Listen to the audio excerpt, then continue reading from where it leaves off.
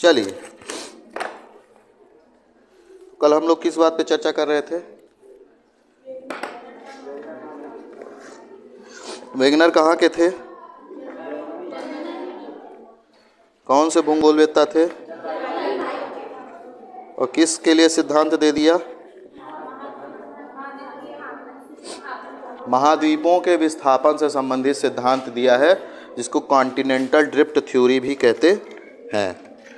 ठीक है, तो कुछ बातें हम लोगों ने की थी। क्या क्या बातें कर लिया था हमने? बातें ये की थी कि वो जलवायु वेत्ता थे, तो महाद्वीपों पर पूरा जलवायु का अध्ययन कर रहे थे। मतलब पिछले समय में जो हम आपको भूगर्भिक काल पढ़ाए थे ना, है ना, आर्कियन, प्री कैम्ब्रियन, है ना, Ordovician, Silurian, Devonian, Carboniferous, Permian, ये सब, उसको एक बार जाके आज रिवाइज कर लीजिएगा, है ना। और जो लोग नहीं लिखे हैं उसकी वीडियो अवेलेबल है, देख लीजिएगा, है ना, क्योंकि उसमें कई शब्द आएंगे, जैसे कार्बोनिफेरस आएगा, है ना, कैलिडोनियन पर्वत का नाम आएगा, तो आप रिवाइज करके आएंगे। कल ही मुझे बोलना था पर भूल गया मैं, तो आज जाके देख लीजिएगा। तो पूरा जलवायु मतलब पिछले समय की जलवायु का जब अध्ययन कर रहे थे, पृथ्वी की उत्पत्ति से लेकर के वर्तमान समय तक की, तो उनको दो चीज़ें दिखाई दी, दो सवाल उनके मन में उठे थे, है ना। कौन कौन से सवाल? पहला कि उन्होंने जब पूरा जलवायु का अध्ययन कर रहे थे तो उनको पता चला कि एक ही स्थान पर ऐसी जलवायु पाई जा रही है जो कि वर्तमान में वहाँ पे जलवायु वैसी नहीं मिलनी चाहिए। समझ रहे हैं बात? जैसे मान लीजिए ये अनपरा है ना, तो अनपरा में पूरा जलवायु का अध्ययन करते करते ऐसा पता चले कि एक समय में यहाँ बर्फ गिरती थी, है ना, एक समय में क्या होती थी? बर्फ गिरती थी। लेकिन वर्तमान की जो यहाँ पे जलवायु है ऐसी वो नहीं है। वर्तमान में यहाँ कभी बर्फ गिरते देखे हैं आप? बर्फ मतलब बर्फ की चादर बिछी हुई है ना, जैसा आप मूवीज़ में देखे होंगे, दिखाते हैं यूरोप में। लेकिन वैसा कैसे होगा जब ये क्षेत्र ऐसी जगह में रहा हो जहाँ हमेशा बर्फ गिरती रही हो, है ना। तो उनके मन में दो सवाल आया कि वह क्षेत्र कैसे हो सकता है कि या तो जलवायु की जो पेटियां हैं, सूर्य की स्थिति बदली हो, या तो वो स्थान ही एक जगह से दूसरे जगह चला जाए, या तो सूर्य की ऐसी कंडीशन हो जाए कि यहाँ प्रकाश ही ना पड़े अनपरा में तो बर्फ जम जाएगी, या तो अनपरा ही ऐसी जगह चला जाए जहाँ पे सूर्य का प्रकाश ना पड़े। तो सूर्य की स्थिति परिवर्तित होना बड़ा कठिन है ना, क्योंकि अगर सूर्य ब्रह्मांड जो है एक संतुलन पर कार्य कर रहा है, उसमें संतुलन बना है, अगर वो संतुलन बिगड़ेगा तो बहुत ही मतलब पृथ्वी की स्थिति अगर थोड़ी भी इधर उधर हुई ना तो पृथ्वी पर जीवन ही संभव नहीं होगा। हम आपको एक शब्द एक बार क्वेश्चन दिए थे, गोल्डीलॉक्स जोन बताए थे ना। वह एक ऐसी स्थिति है कि पृथ्वी सूर्य से इतनी दूरी पर अवस्थित है कि जहाँ पे पृथ्वी पर पानी है ना, वायुमंडल है, गुरुत्वाकर्षण इतना है कि वायुमंडल पृथ्वी पर अवस्थित है। तो ये सब गोल्डीलॉक्स जोन सूर्य से एक निश्चित स्थिति के कारण है। अगर सूर्य और पृथ्वी की स्थिति इधर उधर हुई तो वो जोन से बाहर हो जाएगी पृथ्वी, और पृथ्वी पर जीवन ही संभव नहीं होगा। तो जो पहला उनका था कि भाई हो सकता है कि जलवायु की पेटियां इधर उधर हुई हों, तो वो क्या हो गया? फॉल्स हो गया। अब दूसरा जो क्वेश्चन था कि महाद्वीप एक जगह से दूसरे जगह गए, उनको उन्होंने आधार बनाया और उसी पे आगे उन्होंने अपना सिद्धांत दिया है। इतनी बातें कल हम लोगों ने की थी, ठीक है ना। तो जब उन्होंने दूसरी पॉइंट पर विचार करना शुरू किया, है ना, दूसरे बिंदु को उन्होंने माना कि महाद्वीप एक जगह से दूसरे जगह हो सकता हो गए हों, उन्होंने अभी सोचा है ना, सोचा है, फिर उस पर काम किया, उसके लिए कई सारे कारण दिए कि क्यों महाद्वीप एक जगह से दूसरे जगह गए। फिर वो कारण देने के बाद उन्होंने उसके साक्ष्य दिए हैं। तो हम लोग आज कारण पढ़ेंगे और उनके साक्ष्य पढ़ेंगे और आलोचना कल करेंगे, ठीक है ना। तो महाद्वीपीय विस्थापन सिद्धांत में हम लोग, वेगनर ने जो महाद्वीपों के विस्थापन की बात कही तो उन्होंने सिंपल सा कहा, जब उन्होंने अध्ययन किया बहुत सारी चीज़ें तो उनको पता चला कि कार्बोनिफेरस युग जो हम आपको बताए थे वो आज से कितने साल पहले की बात है? लगभग 32 या 35 करोड़ वर्ष पूर्व की बात है, 1-2 साल पहले की बात नहीं है ना। 1 करोड़ साल समझिए, पहले तो 100 साल समझिए, 100 साल मतलब 1922 आज के समय से देखेंगे। 1000 साल मतलब कितना होगा? 922 AD, BC और AD समझते हैं ना। तो 922, 1000 साल, फिर लाख साल, फिर करोड़, फिर 32 करोड़, है ना। 32 करोड़ साल पहले के युग को क्या नाम देते हैं? कार्बोनिफेरस नाम देते हैं। ठीक है। तो वैगनर महोदय ने जब अध्ययन किया तो उनको पता चला कि कार्बोनिफेरस जो समय था, उस समय पर आज के जितने आप महाद्वीप देख रहे हैं, जो उनका विस्तार है ना, महाद्वीपों का विस्तार कल हम आपको दिखाए थे, इस तरह से है। ये उत्तरी अमेरिका, दक्षिणी अमेरिका, है ना, एशिया, यूरोप, अफ्रीका, ऑस्ट्रेलिया, तो ये और अंटार्कटिका, ये आपको अलग अलग जगह पे दिखाई दे रहे हैं। यहाँ बीच में महासागर है, यहाँ महासागर, यहाँ महासागर, यहाँ महासागर, ठीक है ना। तो इन्होंने जब अध्ययन किया तो इनको पता चला कि जब कार्बोनिफेरस समय था, तब जो आज के महाद्वीप आपको जिस तरह से और महासागर दिखाई दे रहे हैं, इस तरह से वो नहीं थे। वो सारे महाद्वीप क्या थे? एक ही जगह पर थे, सब एक से जुड़े हुए थे। और उस महाद्वीप को क्या कह रहे थे? वो पैंजिया। क्या कह रहे थे? पैंजिया नाम दिया उन्होंने। और जो आज आप कई सागर देखते हैं ना, वो एक ही सागर था जो उस पैंजिया को क्या किया था? घेरे हुए था। उसको क्या कह रहे थे? वो पैंथालसा कह रहे थे, है ना। तो उन्होंने जो पैंजिया था वो कुछ इस तरह से था, ठीक है। और इसके चारों ओर क्या था? महासागर था। जो आज आप महासागर देखते हैं कई सारे, मतलब जल था इसके चारों ओर, और उसको क्या कह रहे थे? पैंथालसा कह रहे थे, ठीक है। तो ये क्या है? पैंथालसा, और ये क्या है? पैंजिया। मतलब आज जो आप जितने महाद्वीप देख रहे हैं, जितना स्थलीय भाग उठा हुआ देख रहे हैं, वो सब एक ही जगह पे था, ठीक है। और उसके चारों ओर जितना पानी है ना, कितने % पानी है? 71%, और 29% स्थलीय भाग है। तो जितना 29% है वो एक जगह था, और 70% उसको क्या किया था? घेरे हुए था, ठीक है। ये बात कल हमने नोट्स भेजा था, देखा है आप लोगों ने? वो पूरा वैगनर का सिद्धांत है शुरू से अंत तक, आलोचना सहित, तो उसका नोट्स बना लीजिएगा आप लोग। अब क्या हुआ? अब तो ठीक है, कार्बोनिफेरस युग में वो एक जगह जुड़े हुए थे, तो अब ये क्या ऐसा हुआ कि वो अलग अलग हो गए? कुछ कारण हुआ होगा ना, कुछ ऐसी क्रियाएं हुई होंगी, कुछ ऐसा बल लगा होगा कि वो क्या हुए? एक जगह से दूसरे जगह पे विस्थापित हुए। तो इसके लिए उन्होंने 3 बल को महत्व दिया है। बल जो है इसके लिए, पहला बल है उत्प्लावन बल, उत्प्लावन बल।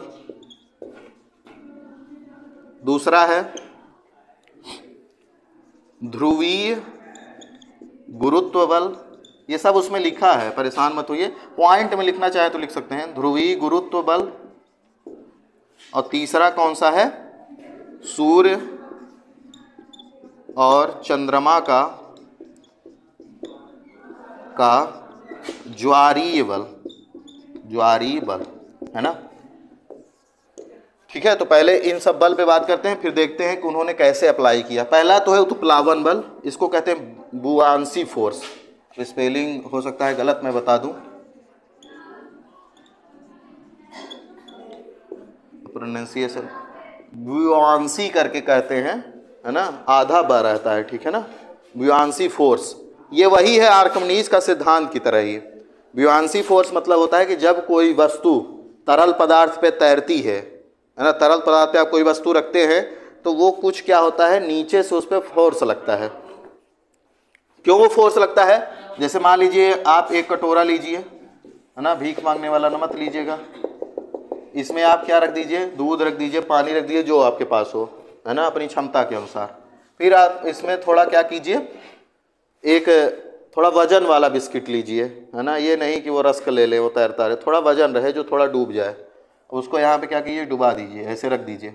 क्या होगा? वो थोड़ा सा इसमें अंदर की ओर दबाव डालेगा।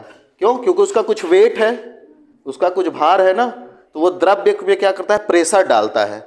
जब द्रव्य पे प्रेशर पड़ता है तो द्रव्य भी उसके ऊपर एक बल लगाता है ना। ये वस्तु इस पे बल लगाएगी नीचे की ओर, और यह जो है द्रव्य जो है इसके ऊपर की ओर बल लगाएगा, है ना। इसीलिए वस्तु क्या होती है? तैरती रहती है। जब क्या होता है कि ये वाला नीचे की तरफ बल, जो भार वाला बल होता है, अगर वो ज़्यादा हो जाता है ना, ऊपर लगने वाले बल की तुलना में, तो क्या होती है, वस्तु डूब जाती है। ठीक है ना। ये जो बल है ये वस्तु के भार के कारण है, और इसी को क्या कहते हैं, उत्प्लावन बल। उत्प्लावन बल कैसा लग रहा है, ऊपर की ओर जा रहा है। ठीक है ना। और नीचे की ओर जो लग रहा है वो वस्तु के भार के कारण है, वस्तु के द्रव्यमान के कारण नहीं है, भार के कारण। द्रव्यमान और भार में अंतर समझते हैं ना। द्रव्यमान को m से दिखाते हैं, है ना, और भार में क्या करते हैं, m गुणे g, गुरुत्वाकर्षण को जब आप उसमें ऐड कर देते हैं, mg मतलब भार होता है, वेट जिसको आप कहते हैं, और द्रव्यमान जिसको मास कहते हैं वो क्या होता है, केवल m बस होता है। तो वस्तु के भार के कारण द्रव्यमान पर दबाव पड़ता है, जो तरल पदार्थ है उस पर दबाव पड़ता है, और वो तरल पदार्थ वस्तु पे जो बल लगाती है ऊपर की ओर, उसी को क्या कहते हैं, उत्प्लावन बल कहते हैं। और इसी बल के कारण वस्तु तैरती रहती है। ठीक है ना। जब भार द्वारा लगने वाला बल ज़्यादा हो जाएगा और उत्प्लावन बल कम रहेगा तो वस्तु डूब जाएगी। ठीक है ना। जब ये नीचे की ओर ज़्यादा बल लगेगा और ऊपर वाला बल कम होगा तो क्या हो जाएगा, वस्तु डूब जाएगी। ठीक है ना। तो एक तो उत्प्लावन बल है, तो उत्प्लावन बल का क्या महत्व है, उत्प्लावन बल के कारण ही ये महाद्वीप जो है क्या हो रहा है, महासागर पे तैर रहा है। हम आपको कल बताए थे ना कि स्वेज के वर्गीकरण पर आधारित है सिद्धांत। स्वेज ने कहा था कि जो महाद्वीप है महासागरों पे क्या कर रहे हैं, तैर रहे हैं। सियाल जो है वो महाद्वीप हैं और सीमा जो है महासागर हैं, और महासागर तरल है, उनका घनत्व तो ज़्यादा है, महाद्वीप उन पे क्या हो रहे हैं, तैर रहे हैं। तो उत्प्लावन बल ये काम कर रहा है। दूसरा बल गुरुत्व बल और ध्रुवीय गुरुत्व बल। ध्रुवीय गुरुत्व बल, ध्रुवीय मतलब आज के जो आप नॉर्थ पोल और साउथ पोल देखते हैं ना, तो कोई भी वस्तु है उसमें दो ध्रुव होते हैं, इधर मान लीजिए नॉर्थ पोल है, इधर साउथ पोल है, ये है ही मानने का क्या है। ऐसे मतलब पैंजिया जो था उसमें भी तो ध्रुव रहा होगा ना, एक ध्रुव ऊपर एक ध्रुव नीचे, है ना। तो ध्रुवीय गुरुत्व बल मतलब कि दोनों ध्रुव क्या कर रहे हैं, खींच रहे हैं। दोनों ध्रुव क्या कर रहे हैं, खींच। आपको पता होना चाहिए कि ध्रुवों पर गुरुत्व बल सबसे ज़्यादा है, ध्रुवों पर गुरुत्वाकर्षण बल क्या है, सबसे ज़्यादा है। इसीलिए ध्रुव क्या है, थोड़े चपटे टाइप के हैं, है ना। अगर आप स्टडी करेंगे तो आपको पता चलेगा। ठीक है ना।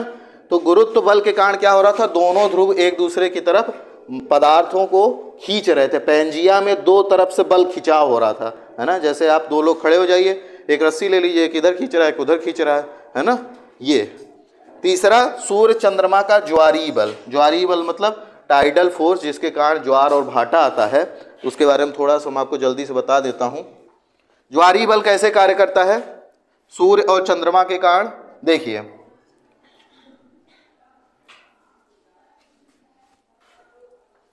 यहां दिखाई देगा आप लोगों को,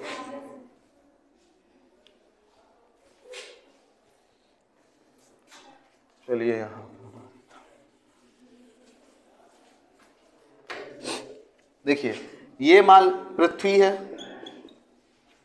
ये सूर्य है, ये चंद्रमा है। इनकी जो स्थिति है वो तीन तरीके की होती है, तीन तरीके की लोकेशन पे, है ना। ये मून है, ठीक है ना, सूर्य पृथ्वी और चंद्रमा। एक तो स्थिति ये है जिसमें क्या है, तीनों एक सीधी रेखा में है ना। तो क्या होगा, सूर्य का गुरुत्वाकर्षण बल इधर खींचेगा और चंद्रमा का गुरुत्वाकर्षण बल इधर खींचेगा, है ना। किसको खींचेगा, जो पृथ्वी पर पानी होता है ना, पृथ्वी पर जलीय आकार है। ये नहीं कि तालाब का पानी ऊपर की ओर उठता। तालाब में कभी ज्वार भाटा आते देखे हैं, नहीं देखे होंगे, वो महासागर में ही आएगा। ये नहीं कि आपके कुआं में ऊपर पानी ऐसे ऐसे हो रहा है, ऐसा नहीं होगा। जो बड़ा क्षेत्र होता है ना, तो क्या करता है, अब इसमें सबसे ज्यादा जो बल लगेगा वो किसके कारण लगना चाहिए, चंद्रमा के कारण कि सूर्य के कारण? सूर्य के कारण, चंद्रमा के कारण? सूर्य के कारण क्यों लगना चाहिए, है? मास ज्यादा है। ये कह रहे हैं कि सूर्य का जो मास है वो ज्यादा है, वो सही बात है, मास तो ज्यादा है ही। और चंद्रमा पास में है, तो आप क्या कहना चाहते, चंद्रमा का कारण लगेगा, ये चंद्रमा का कारण लगेगा। और सूर्य का आकार ज़्यादा है, ठीक है, ये सूर्य को सपोर्ट कर रहे हैं। चंद्रमा को और कौन सपोर्ट कर रहा है? चंद्रमा वाले कौन हैं? 2, और बाकी सूर्य हैं? 2 लोग हैं चंद्रमा वाले। तो जो चंद्रमा वाले हैं वो विजयी होते हैं, है ना। सूर्य के कारण भी बल लगता है। सूर्य का द्रव्यमान बहुत ज़्यादा है, आकार भी बहुत ज़्यादा है, लेकिन उसकी जो दूरी है ना बहुत ज़्यादा है तुलनात्मक चंद्रमा के, है ना।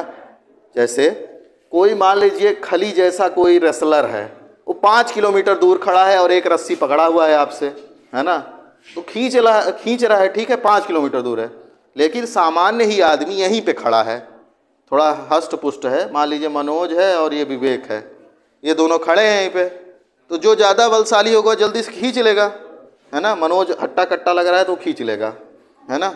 लेकिन खाली ये 5 किलोमीटर दूर है, भले विवेक ही खड़ा हो, लेकिन 5 किलोमीटर दूर रस्सी कैसे खींच पाएगा? कोई नहीं खींच पाएगा।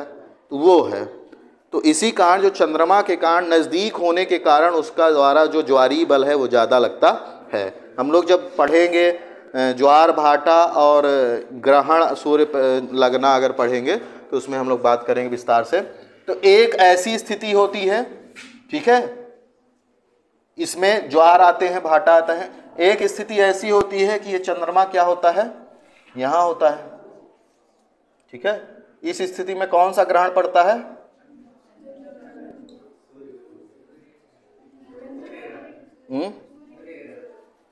सूर्य ग्रहण पड़ेगा। कैसे पड़ेगा सूर्य ग्रहण? सूर्य से किरणें चलेंगी प्रकाश की, है ना। अब चंद्रमा पृथ्वी के नजदीक है ना, तो क्या होगा? ये कुछ इस तरह समीकरण बनता है।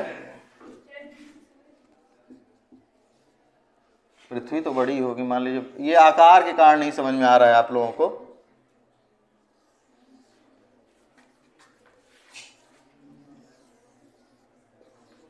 ठीक है,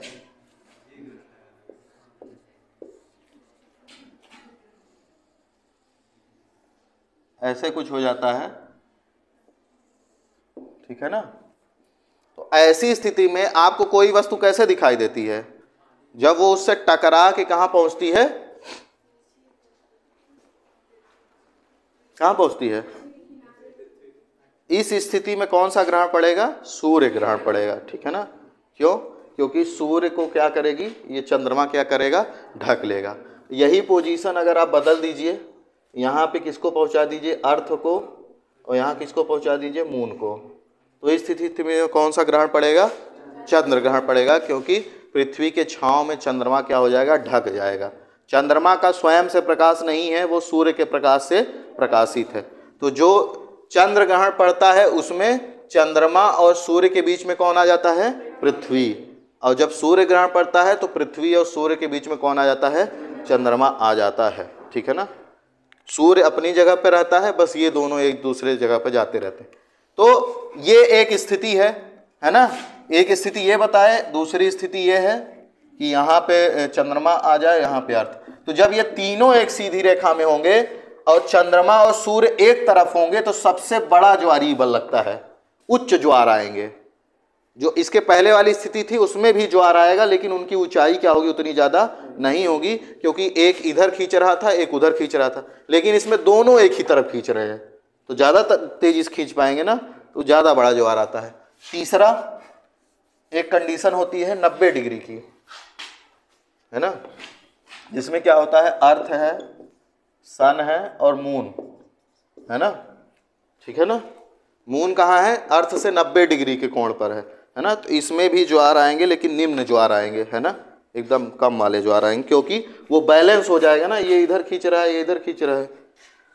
तो इस तरह से ज्वारीय बल लगता है। इस पर विस्तार से बात करेंगे जब हम लोग आगे बात करेंगे, तो ठीक है ना। तो ज्वारीय बल मतलब समझे ना, कैसे बल लगता है, ठीक है।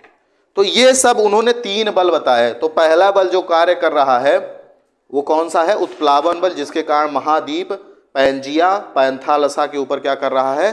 तैर रहा है। पहली बात क्लियर हो गई, ठीक है। दूसरी बात, जो ये बल है गुरुत्व बल, गुरुत्व बल के कारण क्या हुआ कि उत्तरी ध्रुव और दक्षिणी ध्रुव क्या कर रहे हैं? पैंजिया को खींच रहे हैं अपनी तरफ, ठीक है ना। जैसे ये इधर और ये इधर खींच रहा है। इसमें क्या हुई, भिन्नता हुई, दोनों बल क्या है, बैलेंस नहीं रहे, है ना। इसमें क्या हुआ कि जो उत्तर वाला ध्रुव है ये ज़्यादा बलशाली था, है ना, उसने क्या किया कि इसको ज़्यादा खींचा, तो ये क्या हुआ, बीच से इसमें क्या हुआ, विभाजन हो गया। क्या हो गया, विभाजन हो गया, ये इधर अलग हो गया, ये अलग हो गया, दो टुकड़े हो गए कह सकते हैं उसको आप। पैंजिया क्या हुआ, दो टुकड़ों में क्या हो गया, विभाजित हो गया, ठीक है ना। तो जब दो टुकड़ों में विभाजित होगा तो कैसे हो जाएगा, जब दो टुकड़ों में विभाजित हो जाएगा तो दो टुकड़े हो जाएंगे, दो टुकड़े। अब देखिए इसमें ऐसा नहीं कि हम जानबूझ के बनाए हैं कि इधर ये गलत हो गया है, ये बीचों बीच नहीं रहेगा, है ना। क्यों बीचों बीच नहीं रहेगा, क्योंकि ये वाला बल ज़्यादा शक्तिशाली है ना। तो जो ज़्यादा शक्तिशाली होता है, 10 रोटियां हैं, कोई आपसे ज़्यादा पावरफुल है तो आपको 2 चमाट मारेगा, 6 रोटी ले लेगा, या 8 रोटी ले लेगा, या 10 ले लेगा, क्या ही कर पाएंगे, है ना। लेकिन यहाँ पे इसके पास थोड़ा सा बल है, एकदम कमज़ोर नहीं है वो, तो इसने थोड़ा सा बचा लिया है, लेकिन पूरा ये ले लिया है। इसीलिए आज आप देखेंगे हम लोग बात किए हैं इस पर कि जो देखिए विषुवत रेखा कहाँ से गुजर रही है, यहाँ से, ये है भूमध्य रेखा, यहाँ से, है ना। तो आप देखिए महाद्वीप विषुवत रेखा के उत्तर में ज़्यादा है कि दक्षिण में है, उत्तर में ज़्यादा है, सबको लग रहा है उत्तर में ज़्यादा है। ये है विषुवत रेखा, यहाँ से गुजरे, मेरा हाथ जहाँ पे, ये उंगली मेरी जहाँ पे है, ये वाली, ये यहाँ जा रही है, तो इसके ऊपर ज़्यादा महाद्वीप हैं, ये महाद्वीप हैं सब, कि इसके नीचे, सबको लग रहा है, किसी को नीचे की तरफ लग रहा है ना, नहीं लगना चाहिए, है ना, अगर आपकी आंख सही से काम कर रही है तो।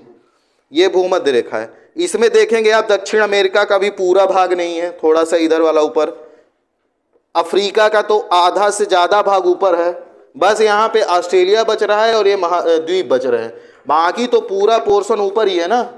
क्यों, क्योंकि उत्तरी गोलार्ध में महाद्वीप ज़्यादा है, इसीलिए ये वाला ज़्यादा बनाया गया है, ठीक है ना। बात समझ में आई कि नहीं। तो जब ये दोनों अलग हो गए, है ना, क्या हो गया, इनका ब्रेकअप हो गया, ब्रेकअप ही ना कहेंगे, ब्रेकअप मतलब क्या होता है, टूटना। अब रिश्तों को तोड़िए या महाद्वीप को तोड़ दीजिए, एक ही बात हो जाएगी, ठीक है, कुछ इस तरह से है। और चारों ओर क्या है, पैंथालसा है, ठीक है। तो इसका अलग अलग नाम दे देते हैं। ये ऊपर वाले का क्या नाम है, अंगारा लैंड, अंगारा लैंड। इसका क्या नाम है, गोंडवाना लैंड, ठीक, अंगारा लैंड और क्या है, गोंडवाना लैंड, ठीक है। दो अलग अलग बन गए महाद्वीप, दो भागों में विभाजित हुए। विभाजित होने का कारण क्या है, जो ध्रुवीय बल, जो ध्रुवों के कारण गुरुत्व बल लग रहा था उसमें भिन्नता, गुरुत्व बल तो लग ही रहा था लेकिन अगर बराबर लगता तो ना टूटते, भिन्नता आई, भिन्नता मतलब एक ज़्यादा बलशाली हो गया, एक कमज़ोर, इसलिए टूट गया, है ना। तो ये बताइए हमको, जब यहाँ पे चारों ओर पानी भरा हुआ है, मतलब जल भरा हुआ है महासागर का, और ये दो भागों में टूट गया है, तो ये भाग खाली रहेगा, क्या होगा, महासागर का पानी भर जाएगा यहाँ पे भी, ठीक है। तो जब महासागर पानी यहाँ भर गया तो इसका नाम हो गया टेथिस सागर, टेथिस सागर, ठीक है, ठीक है ना, समझ में आई बात कि नहीं। अब गुरुत्व बल, उत्प्लावन बल हो गया, तीसरा कौन सा बचा, ज्वारीय बल, है ना, ज्वारीय बल। अब क्या होगा कि उत्प्लावन बल के कारण और ध्रुवीय गुरुत्वाकर्षण बल के कारण, गुरुत्व बल के कारण ये क्या होंगे, जब उत्तर वाला ज़्यादा मजबूत है ना, उत्तर वाला बल ज़्यादा मजबूत है, तो क्या होगा, इन दोनों में किधर गति होगी, उत्तर की ओर होगी। गति क्यों होगी, क्योंकि उत्प्लावन बल कार्य कर रहा है ना, दोनों तैर रहे हैं। जब कोई वस्तु तैर रही है उसमें थोड़ा सा भी बल लगाते हैं तो बहुत तेज़ी से आगे जाती है। नाव, जो शिप्स होते हैं, शिप्स जो हैं वो इतने महंगे क्यों नहीं होते हैं, शिप्स में जो सामान वामान भेजा जाता है, क्यों भेजा जाता है, क्योंकि उसमें कॉस्ट बड़ी कम आती है, पानी में चलाना आसान है, उसमें फ्यूल कम लगता है, समझ रहे हैं बात। क्योंकि पानी भी एक बल लगाता रहता है नीचे से, तो वो थ्रस्ट देता रहता है, वो जो वाहन आगे बढ़ता रहता है ना। तो जो ध्रुवीय गुरुत्व बल कार्य कर रहा था और उत्प्लावन बल कार्य कर रहा था, उत्प्लावन मतलब तैर रहा है, उसके कारण ये दोनों जो महाद्वीप अलग हुए वो किधर की ओर गति कर रहे हैं? नॉर्थ की ओर, उत्तर की ओर। ठीक है, ठीक है। अब इसमें एक गति पश्चिम की ओर होगी, एक गति क्या होगी? पश्चिम की ओर, और वह जो पश्चिम की ओर टूटना होगा, विभाजन होगा, वह होगा सूर्य और चंद्रमा के किस बल के कारण? ज्वारीय बल के कारण। ठीक है ना। अब क्या होता है, जब ये अंगारा लैंड और गोंडवाना लैंड बन गया तो समय के साथ ये बल कार्य करते रहेंगे। ऐसा तो है नहीं कि जब तोड़ दिए तो अब बाद में, जैसे जब ब्रेकअप हो जाता है तो ऐसा नहीं होता कि बंद हो जाएगा, वो अब जीवन भर चलता रहता है कि मतलब ये मुझे ऐसा कहा था, है ना। वो हमेशा याद रहता है, जब भी दिखेगा तो याद आएगा, अरे। तो ये महाद्वीप भी नहीं भूलेंगे कि हमको तोड़ दिया है। तो वो क्या करता है, वो बल हमेशा कार्य करता रहता है कि भाई तुम दूर ही रहो, है ना। तो क्या होगा, वो एक दूसरे से दूरी ही बनी रहती है और वो क्रमशः और विभाजित होता जाएगा। ये महाद्वीप क्या होंगे, और आगे विभाजित होते जाएंगे। ठीक है। कौन कौन से बल के कारण? ये दोनों बल तो कार्य ही कर रहे हैं, गुरुत्व बल, ध्रुवीय गुरुत्व बल और उत्प्लावन बल। जो ज्वारीय बल है उसके कारण क्या होगा कि इनमें पश्चिम की ओर गति होगी, इधर की ओर, पश्चिम की ओर। ठीक है ना। जैसे एक भाग टूटेगा और पश्चिम की ओर गति करेगा। अभी हम समझा रहे हैं आपको कैसे, बात समझ में आई कि नहीं? तो उत्प्लावन बल और ध्रुवीय बल के कारण उत्तर की ओर गति, और ज्वारीय बल के कारण किधर की ओर गति? पश्चिम की ओर दिशा में गति होगी। अब इसको हम समझा देते हैं आपको। देखिए, और जैसे ही ये अलग होते जाएंगे ना, जैसे यहाँ पे अलग हुआ तो पानी भर गया, है ना, पैंथालसा का तो सागर बन गया, वैसे ही ये टूटते जाएंगे और उनके बीच में महासागर पैंथालसा का पानी प्रवेश करता जाएगा और आज के जो महासागर हैं वो बनते जाएंगे। उनको हम आपको इनमें दिखा रहे हैं। देखिए, इस स्थिति में ये पूरे जो हैं, ये जितने भी हैं वो कहाँ थे? यहाँ पे। ठीक है ना, यहाँ पे। ठीक है, ये पूरे जुड़े हुए हैं। अगर आप देखेंगे तो इसकी स्थिति ऐसी है, जैसे ये देखिए, ये वाला भाग दिख रहा है ऐसे, और यहाँ पे ऐसे दिख रहा है। अगर आप इसको उठा के यहाँ लाएंगे ना तो एकदम सेट हो जाएगा। जैसे आप लोगों ने बिस्किट तो तोड़ा ही होगा, है ना, बिस्किट तो तोड़ा ही होगा। बिस्किट जब तोड़ते हैं और उसको आप फिर से जोड़ेंगे तो वो जुड़ जाता है। जुड़ जाता है कि नहीं जुड़ जाता है? जोड़े हैं कभी? जैसे कोई चीज़ टूट जाती है फिर उसका जोड़ने का प्रयास करते हैं, तो वैसी ही है। तो ये इसको जिगसॉ फीट कहते हैं, इसको आगे हम लोग देखेंगे। तो ये स्थिति ऐसी है कि आप इसको उठा के यहाँ रखेंगे तो एकदम सेट हो जाएगा, है ना, क्योंकि ये वाला भाग यहाँ सेट हो जाएगा और ये वाला भाग यहाँ सेट हो जाएगा। ऐसे ही भारत का है, भारत यहाँ से निकला हुआ है, ये यहाँ था फिर यहाँ गया है ना। ऐसे ही सबको जोड़ा जाए तो कुछ ऐसी स्थिति बनती है। ठीक है ना। फिर क्या हुआ कि दो भागों में टूटा, मतलब एक भाग इधर एक भाग इधर। ठीक है। यहाँ हम आपको ये वाला बताना चाह रहे हैं कि ज्वारीय बल के कारण कैसे पश्चिम की ओर गया। तो ये पूरा भाग यहाँ पे जुड़ा हुआ था। ठीक है, जुड़ा हुआ है। ज्वारीय बल जब लग रहा है तो किधर की ओर लग रहा है? पश्चिम की ओर, है ना। तो जब पश्चिम की ओर वो ज्वारीय बल लगेगा तो ये जो यहाँ था वो इधर की ओर आएगा। ये पश्चिम है ना, इधर पश्चिम है, इधर पूरब है, इधर उत्तर इधर दक्षिण। तो ये पूरे उत्तरी अमेरिका और दक्षिणी अमेरिका महाद्वीप यूरोप और अफ्रीका से किधर की ओर जाएंगे? पश्चिम की ओर। तो जब ये पश्चिम की ओर गया तो ये जो पानी था वो कहाँ प्रवेश कर गया? यहाँ। ठीक है। ये जब यहाँ से यहाँ आ गया तो इनके बीच में जगह खाली हो गई। तो जगह खाली हुई तो जो महासागर का पानी था वो प्रवेश कर गया, तो उससे क्या बन गया? अटलांटिक महासागर। जो पैंथालसा है ना, वो आप कह सकते हैं कि वो प्रशांत महासागर है। ठीक है ना। प्रशांत महासागर की स्थिति आप देखेंगे तो यहाँ भी प्रशांत महासागर है और यहाँ भी है। ये पूरा जो है जुड़ा हुआ है, आप देख सकते हैं यहाँ से पानी एकदम पूरा महासागर का पानी क्या है? जुड़ा हुआ है। ये पैंथालसा ही है ना, उस समय का जो कैसा है, जिसको आज हम प्रशांत महासागर कहते हैं, उसको आप पैंथालसा ही मान सकते हैं। ठीक है ना। इसीलिए उसकी आकार की आकृति किस तरह से है प्रशांत महासागर की? ओ आकार की, है ना। यहाँ पे जो पैंथालसा है वो कैसा है? ओ आकार में ही है ना। तो तो ऐसे ही क्या हुआ, जब ये इससे जुड़ा हुआ था अलग हो गया तो यहाँ कौन बन गया, अटलांटिक महासागर बन गया। ऐसे ही ये भारत ऑस्ट्रेलिया ये सब यहाँ जुड़े हुए थे, जब ये भारत यहाँ से अलग होकर इधर गया तो हिंद महासागर बन गया। समझ रहे हैं बात। ये जो टेथिस सागर आपको बताए हैं, ये जो भूमध्य सागर है यहाँ पे, वो टेथिस सागर का ही बचा हुआ भाग है, ठीक है ना। भूमध्य सागर ही कौन सा भाग है, ये यहाँ पे जो टेथिस सागर बनाए हैं इसी का बचा हुआ भाग क्या है, आज का जो भूमध्य सागर है, ठीक है। तो इस तरह से जो पश्चिम और पूर्व की गति हुई वो कुछ इस तरह से कार्य की है ना। अब जो अंगारा लैंड था उससे कौन कौन से महाद्वीप बने हैं। अंगारा लैंड से आपका उत्तरी अमेरिका बना है, ठीक है, यूरोप बना है, एशिया बना है, ठीक है ना, ये है। और गोंडवाना लैंड से दक्षिण अमेरिका, अफ्रीका, प्रायद्वीपीय भारत। भले हमारा भारत जो है भूमध्य रेखा के ऊपर है, लेकिन ये बना किससे है, गोंडवाना लैंड से ही, क्योंकि ये पहले अफ्रीका से जुड़ा हुआ था। क्रिटेशियस काल में, क्रिटेशियस युग एक है जहाँ ये यहाँ से अलग होकर इधर की ओर गया है, ठीक है ना। और ये ऑस्ट्रेलिया भी किसका भाग है, गोंडवाना लैंड का भाग है, ठीक है ना। ठीक है, इतना हो गया, इसमें कोई समस्या है। ये उनका सिद्धांत था। अभी तक हम लोगों ने जो बात की है उनके सिद्धांत पे बात की है।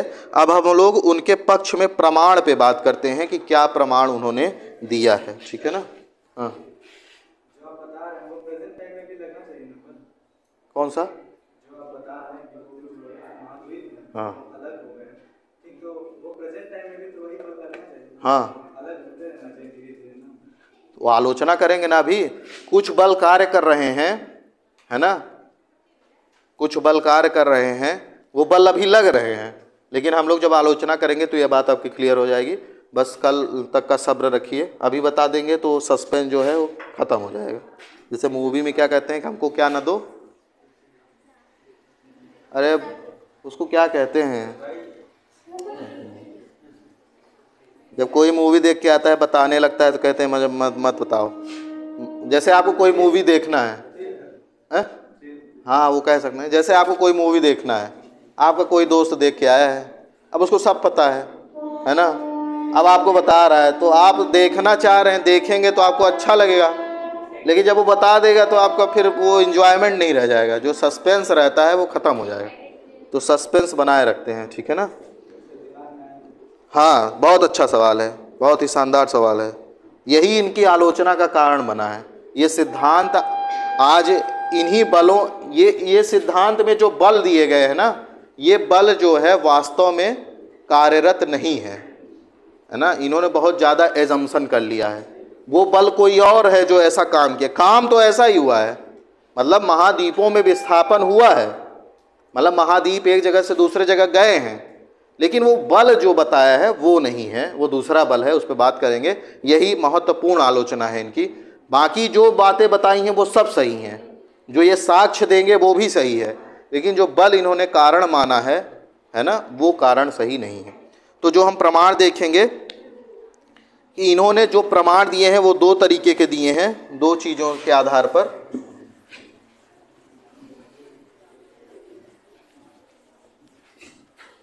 एक है तीन बिंदुओं पर इन्होंने प्रमाण दिया है। पहले उनको लिख लेते हैं। पहला है भू आकृति एवं स्थलाकृतिक। पहला है भू आकृतिक एवं स्थलाकृतिक प्रमाण, स्थलाकृतिक साक्ष्य, ठीक है। इसके अंतर्गत कल हम लोग इन्हीं बिंदुओं पर बात करेंगे। पहला है तटीय आकृति, मतलब ये साक्ष्य दे रहे हैं कि किन किन बिंदुओं के आधार पर मैं सिद्ध करूंगा कि महाद्वीपों में क्या हुआ है, विस्थापन हुआ है। स्थलाकृतिक आकृति, तटीय आकृति तथा साम्यावस्था।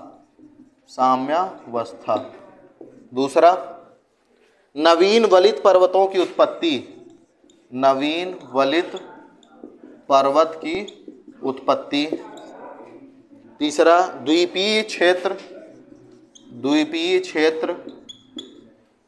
अगला है प्राचीन पठार प्राचीन पर्वत एवं पठार की स्थिति। ठीक है, तो ये है कैसे भू आकृतिक एवं स्थलाकृतिक साक्ष्य। इन बिंदुओं पर हम लोग कल बात करेंगे विस्तार से। अगला है जलवायु संबंधित, दूसरा है जलवायु संबंधित साक्ष्य। जलवायु संबंधित पे क्या क्या दिया है? पूरा जलवायु संबंधी अध्ययन, पूरा जलवायु। दूसरा है, ये बिंदु लिख लीजिए, कार्बोनिफेरस संबंधित, कार्बोनिफेरस युग संबंधित। अगला है इसमें कोयला संरचना, ये तो इसी में आ जाएगा, ये हिम युग है, हिम युग प्लस कोयला संरचना, कोयला संरचना। अगला जो है इसमें है वनस्पतियों के जीवाश्म, वनस्पतियों के जीवाश्म। ठीक, दूसरा। तीसरा एक है इसमें कि जीवित जीव, लेमिंग, लेमिंग एक जीव है, लेमिंग के प्रवास, का प्रवास। ठीक है, इन बिंदुओं पे हम लोग कल बात करेंगे। जो नोट्स भेजा गया है उसको एक बार पढ़ के आइएगा, नोट्स बना लीजिए तो अच्छे से समझ में आएगा, है ना। कल इसको ख़त्म करेंगे। और आप लोग बुक ले लीजिए। अगर आप लोग भूगोल हर सेमेस्टर में पढ़ना चाहते हैं, अगर इच्छा है, तो भौतिक भूगोल की पुस्तक आती है सविंद्र सिंह की। किसकी आती है? सविंद्र सिंह राइटर हैं, इनकी पुस्तक का नाम है भौतिक भूगोल। ठीक है, ये बुक ले लीजिए, ये हर सेमेस्टर में कार्य करेगी। अगर सेमेस्टर वाइज लेना है तो इस तरह का ले सकते हैं। ठीक है ना। प्रैक्टिकल क्लास कल नहीं होगी, ये कंप्लीट करेंगे तब ना आगे बढ़ेंगे।